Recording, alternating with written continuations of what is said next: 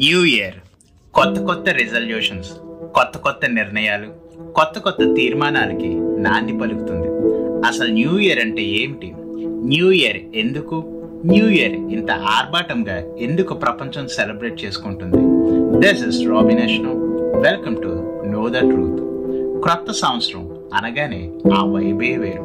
క్రొత్త బట్టలు, క్రొత్త రంగులు, ముగ్గులు, అలంకారాలు, కుర్రకారు అయితే షికార్లు, పార్టీలు, విందులు అంటూ ఆనందిస్తారు. అసలు డిసెంబర్ 31 నుంచి 1వ తేదీ జనవరికి తేడా ఏమి ఉంటుంది? రోజులాగే ఉండదా, లేదా ఏమైనా స్పెషల్ ఉంటుందా? మనం ఫాలో అవుతున్న క్యాలెండర్ గ్రిగేరియన్ క్యాలెండర్. ప్రస్తుతం మనం వాడే క్యాలెండర్ 1582లో జనవరి 1ని రూపుదిద్దించారు. దీనినే మనమందరం అనుసరిస్తున్నాం.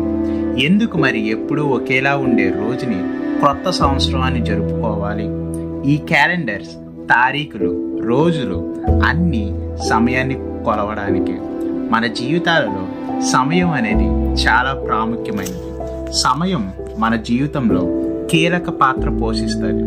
సమయాన్ని తిరిగి తీసుకొని రాలేము. వస్తున్న సమయాన్ని సద్వినియోగం చేసుకోవటం తప్ప మన జీవితంలో చేసేదేమీ లేదు. ఉదాహరణకి ఒక వీడియో గేమ్ ఆడుతున్నాం. ఆడే కొద్దీ మన లెవెల్స్ దాటుతూ వెళ్తుంటాం. ఒక్కొక్క లెవెల్ ఒక్కొక్క రీతిగా ఉంటుంది. లెవెల్ వైజ్ గేమ్ చేంజ్ అవుతూ ఉంటుంది. అలానే న్యూ ఇయర్ క్యాలెండర్ జనవరి 1 నుంచి ఒక కొత్త లెవెల్ ప్రారంభమవుతుంది. ఇంకా మనం డీప్గా పరిశీలిస్తే రోజులు గడిచే కొద్దీ మన బయలాజికల్ అంటే భౌతికంగా జరిగే మార్పులు కూడా చోటు చేసుకుంటాయి. రోజు రోజుకి మన వయసు, శరీరంలో మార్పులు చోటు చేసుకుంటూ పోతుంటాయి. కాలం తన పని తాను చేసుకుంటూ పోతుంది. ఋతువుల మార్పిడి, ప్రకృతి యొక్క మార్పు అన్నీ సమయంపై ఆనుకొని ఉంటాయి. కాబట్టి మన సమయాన్ని కొలుస్తూ వాడుకునే ఒకే ఒక్క ఇన్స్ట్రుమెంట్ న్యూ ఇయర్ క్యాలెండర్. జీవితంలో మరొక అధ్యాయం, మరొక అవకాశం, మన మనుగడికి మరొక అవకాశం. నా మట్టుకి క్రొత్త సంవత్సరం అనేది మనిషి యొక్క పుట్టిన తేదీ.